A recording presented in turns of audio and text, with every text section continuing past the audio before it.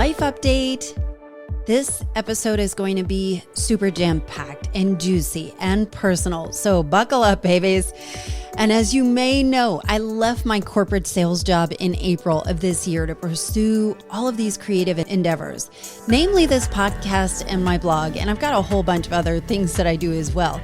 But I made a New Year's resolution this year when I was still employed and had no idea how it would end up. And I had one resolution: to bet on myself. The problem is, when I left my job in April, I had no plan. And here's the problem: I still don't almost 5 months later. So I thought it would be a good time to catch up with you, as there are enormous changes afoot. And some of these changes, I'm going to need your input. And these changes, I don't really know how it's all going to end up. So you guys have always been so with me on this journey, and I wanted to kind of let you in a little bit. So today I'll give you a little preview of what we'll talk about. And if you've been listening to me for a while, you'll know that I've been doing some pretty, pretty unusual things over the past few months of being unemployed and figuring out what's next. And so today I'm going to give you the aftermath of my psychedelic magic mushroom journey. And if you missed the story of the actual experience, go back and listen to episode 150. It was a doozy. I also did my second 12-hour walk, which was a totally different experience than my first. And if you want to hear more about the first time I did it, it was like a month ago. Go back and listen to episode 148.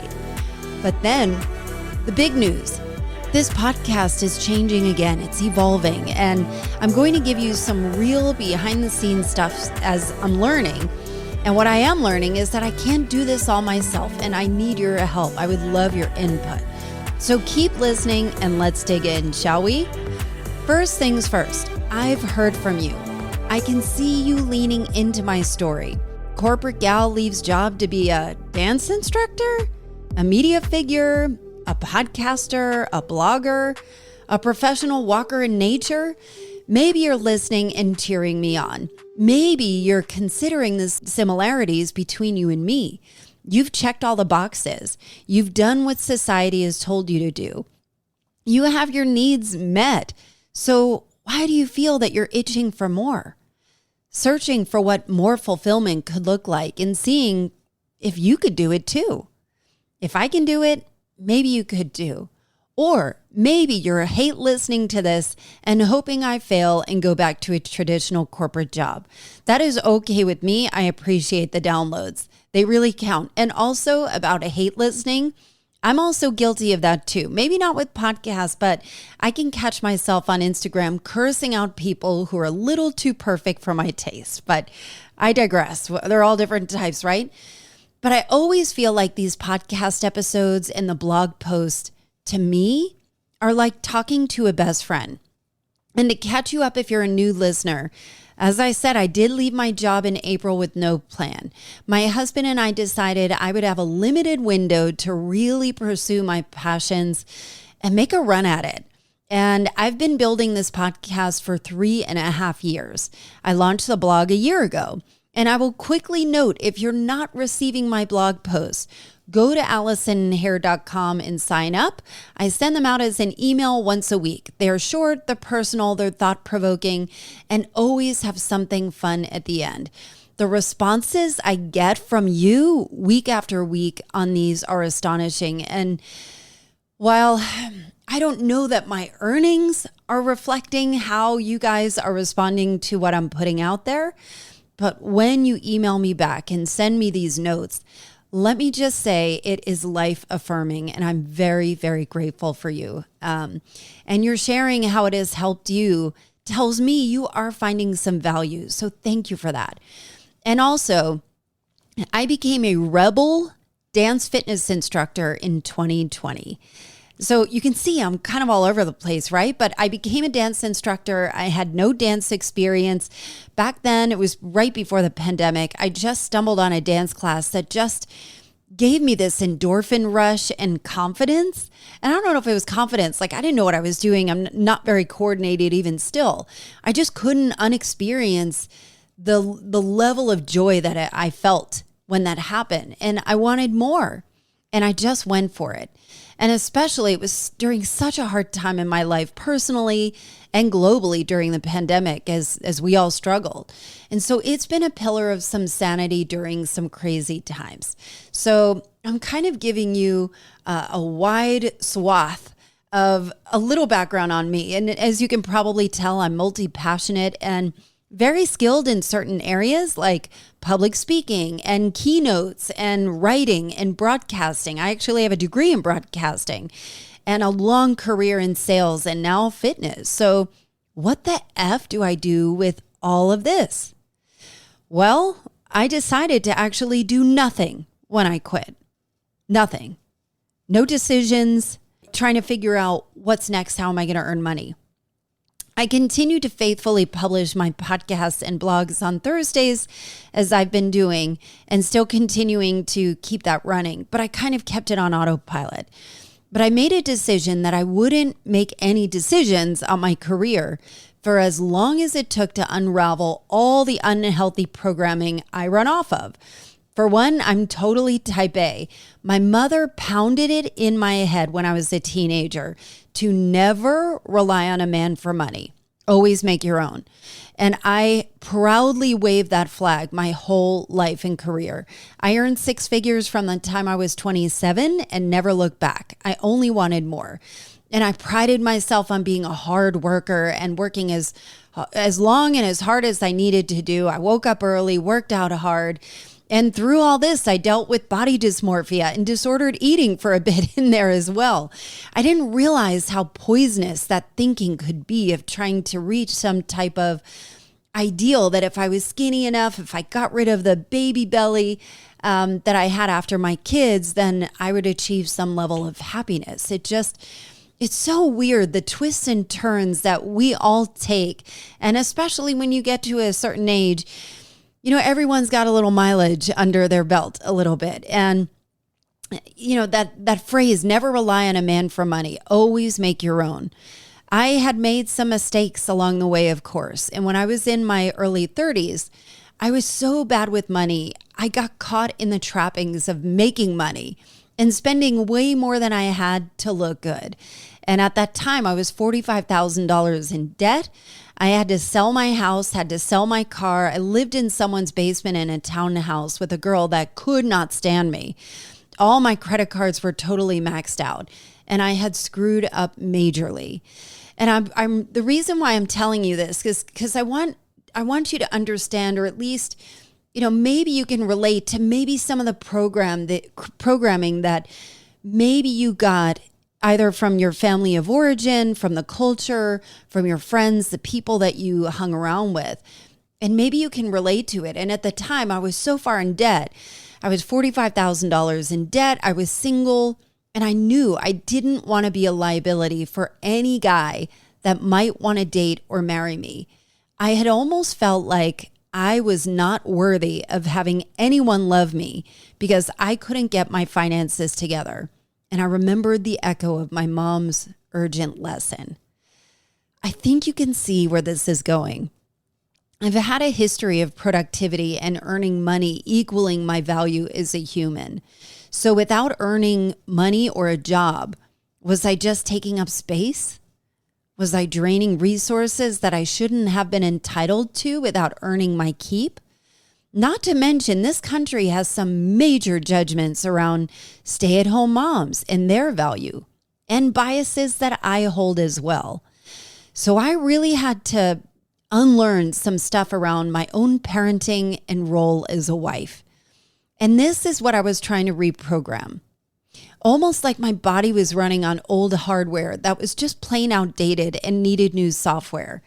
It just wasn't functioning right, and I wasn't happy. There was such a cognitive dissonance. And I wish it was something I could just download and have it upgraded, but sadly, more annoying work is involved to get to a more enlightened state or somewhere that feels a little more like peace. So when I left my job, I spent the summer trying to go inward. Meditation isn't really that easy for me, but I'm trying. Nature helps. So I've spent a lot of time going on hikes or walking in the woods if I can, or on trails or anywhere. Just trying to be more quiet and listen to my own intuition's guidance. I refuse to sign up for any coaching programs or anything to speed up the process so I could trust myself more. This was really challenging. It has been so freaking hard to do. And I have been guilty of trusting many snake oil salesmen and some legitimate coaches that I would just throw money to and just help me quickly learn and calm this relentless restlessness. And while I have a working knowledge of many tricks through a lot of coaching programs and all kinds of stuff that I've signed up for, retreats, therapy, whatever it is, none of it was the silver bullet. I am the only silver bullet. And as I mentioned, I did do a 12-hour walk last month and again this past weekend. And the points for it were twofold. For one, the 12-hour walk is a solo journey. No phone, no podcast, no company, no music, no audiobooks. Just walk out your door and let your feet take you where they will. The second is that it's designed to have you notice any limiting beliefs that come up. So if you're listening and thinking, 12-hour walk, I couldn't do that. I don't have time. I don't want to be by myself for that long. I don't want to be with my own thoughts. I need to get in shape first. It's just not a good time. I could do 6 hours, but not 12. I would say stop and pause. And I would ask yourself, where else in your life do these unhelpful thoughts stop you from where you would really kind of deep down inside want to move forward? If your body is capable, what could you learn? What could you accomplish? It truly is a mindset. And the founder of this initiative, his name is Colin O'Brady. Colin O'Brady is a 10-time world record holder, an expeditionist, best-selling author, and he calls it the possible mindset. So I did it for the first time about a month ago, and the first 6 or 7 hours were fine, but the back half, it was rough, but I did it. And more on that in episode 148 if you want to go back and listen and get all the details and nuts and bolts about it. The second time, it was a different experience actually. And I found myself, and this is just recently in the past couple of weeks, I found myself in a very familiar place, overscheduled. And when I'm overscheduled, to me, it feels like, yes, I'm back. I'm worthy. It feels like self-worth, even though it's fabricated, even though I'm not earning money from all the things that I'm doing. And when I've got too much going on, I no longer have time to think or be alone with my thoughts. And that has been a predictable pattern that I've known for so many years, to just book from the moment you get up to the moment you go to sleep and be running from thing to thing to thing to thing. And my hope was that going into this walk is to maybe recenter myself again, because I kind of lost connection to my intuition because I was running on empty and running tired and overscheduled. And even though there's a lot of stimulus coming from doing and producing and writing and doing a lot of things and helping out other people in certain ways, it felt like, yes, this feels good again. But I was like, it's time to slow down. So I did it last Saturday. For starters, it was raining. I mean, more like misting, but I had my hair colored and blown out the day before. So originally, my goal was just to keep my hair looking good. Now, if you know me or have seen me on Instagram, when I style my own hair, it looks like complete crap 100% of the time. So when I have it done, I don't have it done. Well, I have it done enough. I color my grays every 4 weeks, but when I have it done, I try and make it last for eternity, when in reality, I might be able to get a few days out of it. So I wore a rain jacket and I packed a small umbrella. I had a little backpack with me with a ton of snacks. But this time, I wanted to go a different route. And there's an area, I live in Atlanta, there's an area of Atlanta called Druid Hills nearby. It's this beautiful suburb, I guess, of Atlanta, in Atlanta. It used to be one of the original suburbs. And it has 5 historic little parks in a row. It's called Olmsted Linear Park. Now, sidebar about Olmsted, about Frederick Law Olmsted. At the turn of the 20th century, he was a famous, in demand. He had designed some of the most famous and most impressive parks throughout the nation along with his sons. You might have heard of these parks. Maybe you've heard of Central Park or Piedmont Park in Atlanta or my beloved Biltmore Estates in Asheville, North Carolina. All the grounds were designed by Frederick Olmsted Sr. and his sons. And they are super small parks that are in the middle of a very busy thoroughfare in Atlanta called Ponce de Leon that runs from Atlanta through Decatur, Georgia. And so, I mean, at this point, I had 12 hours to kill, so I had some time. And I went the opposite way when I started. I didn't quite go over to Olmsted Linear Park right out of the gates. I went the opposite direction, about 2.3 miles to go to this cool little meditative rock maze called the Labyrinth, which is off of the Atlanta Beltline. And I had discovered this the last time I went on a walk. And it's this hidden little gem that I went to last time, and I wanted to set my intentions there. It's like this healing meditation spot. And they, at this point, like it was still raining, my body felt good. I wore different shoes this time. I wore my hiking shoes, and they're made by Salomon and look like regular walking shoes with some more rugged support on the soles. And they're called Outpulse if you wanted to look them up. And I swear they were champion shoes. No blisters this time. But also, I put Band-Aids on my outer two toes before my walk, as that's where the blisters formed last time. So that seemed to be a good plan. Okay, so feeling pretty good, walking around. I couldn't save my hair, so I ended up stopping back home to get a hat. I don't love hats because I'm grossed out by sweat, but whatever. It helps shield my face, and I made my way towards the linear parks, which I was excited to explore. And I pass them all the time in cars, and often go to the very last park called Deep Dean, as it's a small little hiking trail near my kids' school. It's nestled in this little wooded area. So I'll drop the kids off and hike. And by this time, my lower back was starting to feel the pressure of the weight of the backpack. And I will say that many of my female friends were concerned for my safety. And if you've been paying attention to the news or on Instagram, you'll see a lot of people sharing this, that there have been a smattering of scary abductions for female runners lately. And so my friend Yaya, hey Yaya, she sent me a link to a stun gun flashlight. So I ordered that up immediately on Amazon pronto and kept it with me. Thankfully, I didn't have to use it. But during this trek, I kept thinking about all the decisions I need to make about my career and my financial situation. And I toggled back and forth between trying to notice the beauty that was surrounding me and trying to use the time to think through what to do next. I could feel my frustration bubbling up with not knowing the answers and trying to find the right people that could help me as I'm kind of exploring some people or agencies that specialize in marketing and branding strategy. And so feeling a little bit of frustration there and not finding the right people yet, but feeling like I either found people that I didn't trust or just not feeling right about the people I talked to so far. That feeling came over me strongly. And I'm sure you could probably relate to this, that I should have been further by now. I should have had this figured out. And so these feelings are insidious, and I know they're not helpful, but Jesus, they come up.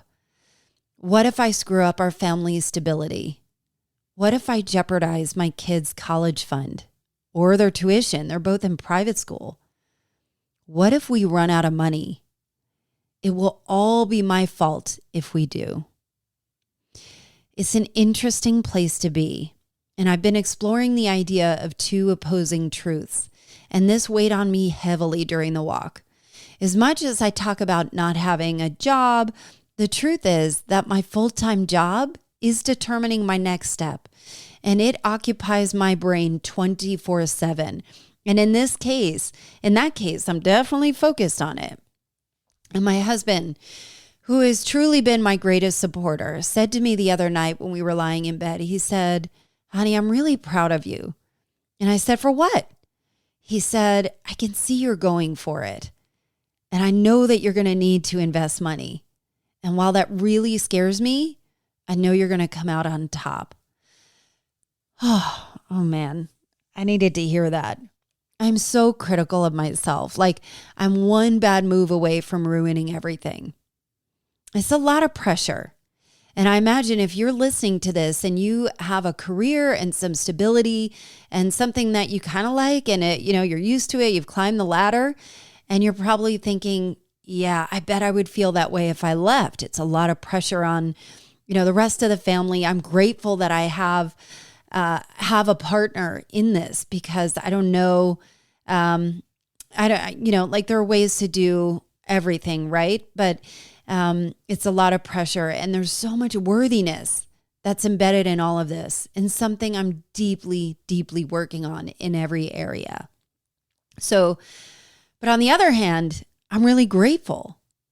I made it to the first park. It's called Springdale Park. And I wish it wasn't so rainy because it was so pretty. And I remember my kids taking family Christmas pictures there during the pandemic when everything felt so scary and sad. But there's one small pathway through the parks, a little walkway, kind of like a little sidewalk that goes through. And as I went through the next parks, Oak Grove, Shady Side, Dellwood, I was so grateful for the beauty of this. I noticed there was what seemed to be a hidden trail. I still don't know what the trail is or what park it was in or attached to. And I always get excited to see trails, especially because I had my hiking shoes on and went down this little path. And as I mentioned, I live in the city and it's busy. It's never quiet. And there's always a hum or cars and sounds of city life everywhere. And so it's hard to find quiet or even a place to feel alone or feel like you're not being watched. Not that I am paranoid, but there are always people around. So you always feel on some level that you're always, you can't disappear, right? But down here, it feels so pretty. Full of woods and knocked down trees and streams and little bridges and interesting rock formations in this little wooded area. It was small, but it felt like a total oasis. I was so excited for. When I came out, I saw a golf course and a sign for Candler Park. I was like, where the F am I? I figured out how to get back to the original plan and did it. And, just a little note about where am I? I never know where I am. And because I didn't have a phone, I didn't have GPS, And so I am terribly directionally challenged. But the next stop after those 4 parks was Deep Dean Park. And I love it there. It's the only wooded trail of these parks. And the final one is you walk into Decatur. And it's super small, but typically not very well populated. And at this point, my legs were starting to feel fatigue and my feet were a little sore by this point. I was trying to be present, but I didn't want to focus on the pain. And by this point, it was after 12:20 p.m. I'd been walking for over 5 hours. I left at 7:10. And I'd walked 10 miles away already. And so I had almost 7 hours left. So I didn't want to focus on the pain or the rest of the experience would suck. So I just kept thinking about how grateful I am for my body to support me in this way. I knew I would finish. I did it before. I could do it again. And my body is capable. So there was never a question of turning back or quitting midway. I mean, theoretically, I could sit in a chair outside for 6 of the 12 hours if I wanted to, as long as I was alone and unplugged and still be a finisher. It wasn't about speed or distance. It was about being alone with your thoughts. And right now, I was hungry and feeling like I needed to give thanks to my body. My body, which I've spent years cursing for not bouncing back after having babies and for not fitting into the tight dresses I used to easily wear and having different shapes and different lumpiness that I wasn't so appreciative. And now I'm seeing my body for how it always protected me. and supported me and healed me. That's its job. It was a whole different mindset, and that felt pretty remarkable. And also feeling so thankful for this freedom to roam and expand and not be in a hurry or rush anywhere. I was just soaking it all in. It felt like a gift. So hold that thought, because it does change its tune. If you think the whole thing was sunshine and rainbows, it wasn't. Anyway, by this point, it had stopped raining. Although it's wet outside and had warmed up, it was kind of humid by that point. And I kept thinking of my husband and my kids who've been so supportive of my escapades and my dreams, even though I don't have the answers or a plan. And I remember my husband saying, "Can't you please just text me for proof of life somewhere?" And I'm like, "Nope, you'll see me. It's after 7 at night." And that's it, you know? So after that, I kept walking through the heart of busy downtown Decatur Square. Decatur is this cute little town that is kind of bustling, you know? It is a suburb. It is east of Atlanta. And I was hungry. And I didn't want to eat like crap, as I needed my body to run well. I think at this point, you know, whenever I have Chick-fil-A, like I don't usually eat fast food, but when I do, it's Chick-fil-A. And I always feel like crap when I'm like immediately, I just feel like it's, ugh. And I did not want to feel that way for the whole ride. So I'm kind of looking around and finding, you know, what restaurant could I stomach that could be satiating, could be healthy, and give me some good fuel to run. And at this point, I'd almost 5 hours left to go. So I wanted to find something healthy-ish. And as I roamed around, I stopped into a fitness and dance studio that is all about body positivity. And you know, I was in there trying to pitch teaching Rebel Fitness there. But anyway, I was trying to limit my interactions with people. You know, of course, you're going to talk to people and order a coffee or whatever it is, but you're not going to sit down and just strike up a conversation for 40 minutes. The whole purpose is to be by yourself. So I was trying to limit my interactions with people. So I kept going and I stopped at Chipotle. Yeah, that I guess was my version of healthy for the day. They were severely understaffed. So I had to wait quite a bit online and my legs were like, oh, they were so tired. And I was so tempted to ask someone to tell me the weather forecast, as when I looked before I left, it was forecasted to have a total downpour in the afternoon. But I didn't. I would have normally had my face buried in my phone, but I wanted to stay true to the mission. So no phone. My phone was on airplane mode. Of course, it was there in case of emergency. It was a lot easier than I thought, actually, to not have my phone. And probably because I was in motion, I wasn't thinking about it. And, you know, I had mentally planned that I wasn't going to be on it. So it was just, yes, of course, I had things I would have loved to have texted or gotten done, but it was kind of nice to unplug. And so when I would have that downtime, I would just sit on a bench or, you know, sit at lunch, and I would just write in my journal when I would sit down and take breaks. And by this time, I was really feeling tired and sore. I had my little tacos and I put my feet up on another chair as I ate my lunch and jotted down how I was feeling. And I'm telling you, food tastes 1,000 times better when you're on a 12-hour walk. Everything tasted amazing. I did have snacks and stuff packed in my backpack, but again, my mind went back to my career journey and our financial status. And I wondered, could I ever just surrender and let it be okay? Could I just let go? Anyway, I was getting so tired and started to head back, and I got a little lost heading back. No surprise. Like I said, I've got a terrible sense of direction, and I had to ask someone, you know, passing by for directions to somewhere familiar. And I loved going through a different area that is so close to where I live, but I never go on it. And it's called Freedom Park. It has some beautiful artwork along the way. And I ended up finding a bench by about 4:45. I still had 2.5 hours left. My legs were throbbing. My feet were stinging.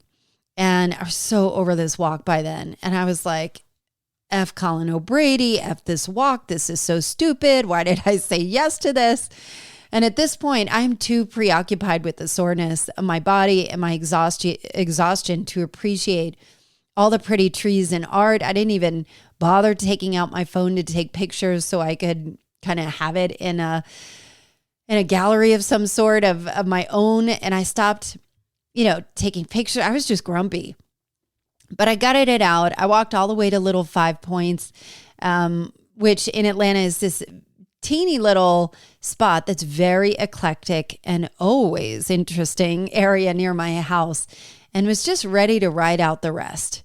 I couldn't wait to get home, put my feet up, and take an Epsom salt bath, which is exactly what I did. And my daughter, Juliana, missed me so much that she jumped in the bath with me and just talked to me about whatever she wanted.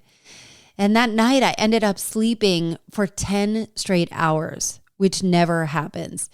And even the next day, my body wanted more rest, even though, my legs felt fine. I mean, they were certainly a little bit sore, but not like debilitating.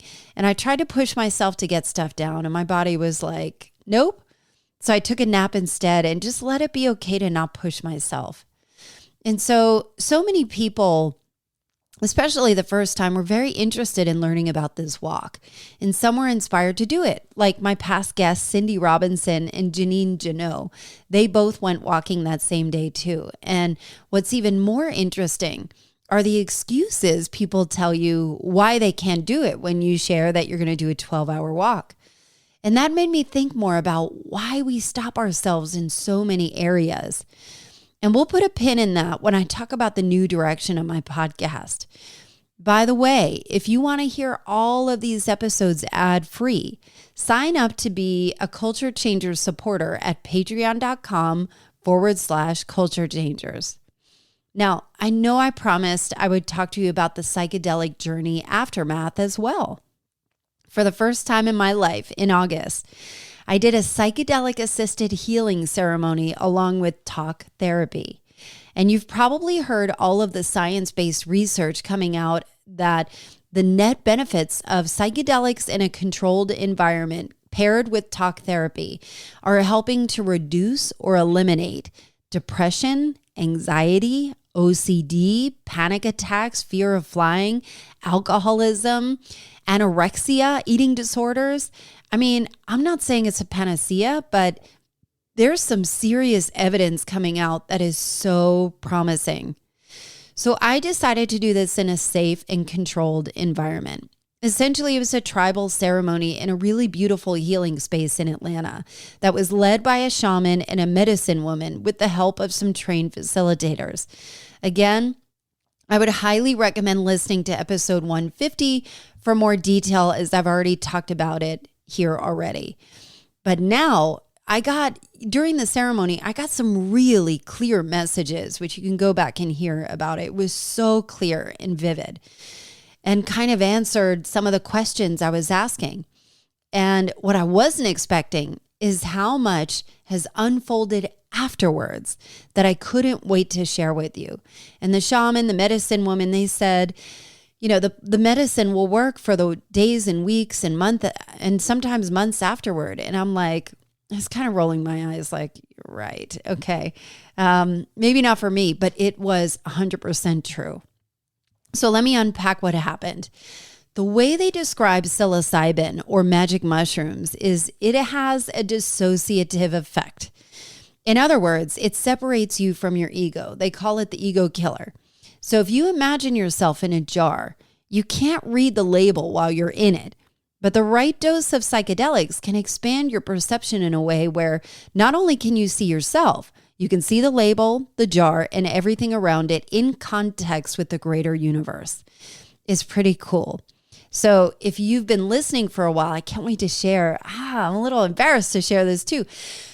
If you've been listening for a while, you'll know that I've really gone through some challenges with my ideas around adult friendships and almost redefining the meaning of friendship, what it means to me, what it should be, the work that's involved, and maybe some of the misconceptions that I've had and kind of placed around friendships, and maybe some unrealistic expectations I've had on people around me.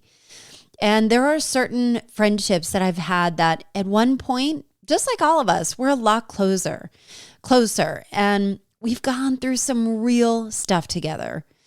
And sometimes I really grieve when friendships evolve in a way where we drift apart and it's not as close anymore. And I personally tend to take it really personally. And it's something that I'm working through. I'm actually what's considered a highly sensitive person who happens to be an extrovert, which is like 6% of the population. So I'm actually doing an episode on that. I have a specialist, Jen Turnham, coming on. So we'll talk more about HSP extroverts. But after this experience, I started to look at my friendships with a new perspective. It became a lot easier to kind of understand the purpose each person had in my life, whether it was past, present, future, or not at all. And I got the courage to be honest about my real feelings about one of the friendships that meant a lot to me. And it was something I put off because I was afraid that I wouldn't be worthy of keeping around if I had shared how I really felt. Well, it turns out I felt so much better sharing respectfully and honestly, even though it wasn't the most pleasant exchange. It felt freeing. I felt like I had removed a big block in my personal relationships, like all around. And so having started with this person that was very important in my life, it felt liberating. Like, yes, this makes perfect sense. This person, or the way that my life is now, I can be a lot more selective and understand the importance and the value that this person had in my life at one point. And now it just evolved in a different way. And that's okay. And let it go. It was really just kind of releasing the rope that I was trying to hold so tightly and let it go. And I felt untethered. I felt liberated.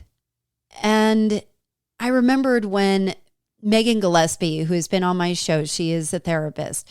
She said she did an episode about boundaries with me in a previous episode. And she said the number one indicator that a boundary is needed is when you harbor resentments. And I thought, okay, who else do I feel resentments about? Who can I share my truth and keep it real? I felt like I had grown 10 feet. And I did actually take some steps in that direction, which even though it wasn't the most comfortable exchanges, they felt truthful, they felt right, they felt respectful, and they felt complete. The other way that I've seen the plant medicine continuing to work is with problems that may come to the surface. So I told you it has a dissociative effect. And I've noticed that when problems come up after having this experience, they do tend to be or feel more painful. In other words, I'm so much more sensitive than I ever remember being. But what it does is instead of my body and mind reacting as it normally does, and usually that is like clutched and stressed and, kind of fist tight and feeling hurt or whatever it is, almost like autopilot, it suspends that feeling in the air and invites me to take a look at it and do something different, creating a new neural pathway and a new reality. So while it hasn't taken all the problems away, it's very clear that I have a new tool and that I'm creating new pathways and new possibilities I didn't know that I was aware of before or even had the ability to change. So I could feel my confidence growing and a stronger intuition coming through. So I'll keep you posted more on that. I feel like I'm kind of being vague on it because so much of it is still unfolding with it. So, and lastly, this podcast, what is happening next? Well, it looks like I'm working on a rebrand and it's going to be narrowing the focus. And I would love to hear from you. Would you be more interested in exploring the limitations society has systematically put on women and how we've internalized those limitations that we put on ourselves and how we break free and reach for more in our own lives?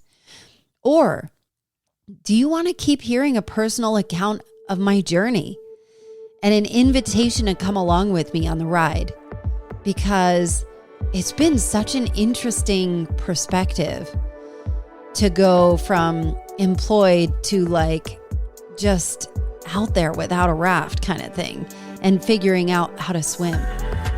It's a little teaser, but no, I've got so much I'm working through. It does feel like I'm putting my feet to the fire and betting on myself, as I said right at the top of this episode, and finally doing the hard internal work of self-discovery.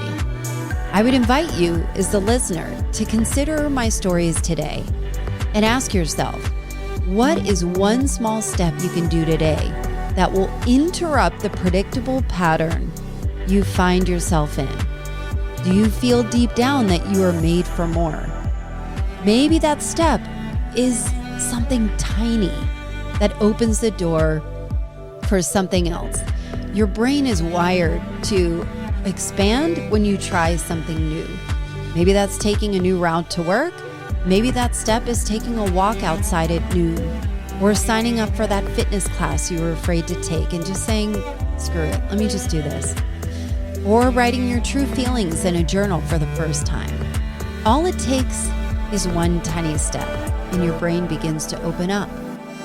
Now, if you want to hear these episodes ad-free, go to patreon.com/culture changers and know you are supporting an independent creator at the same time. Thanks for listening, and I'll see you next time.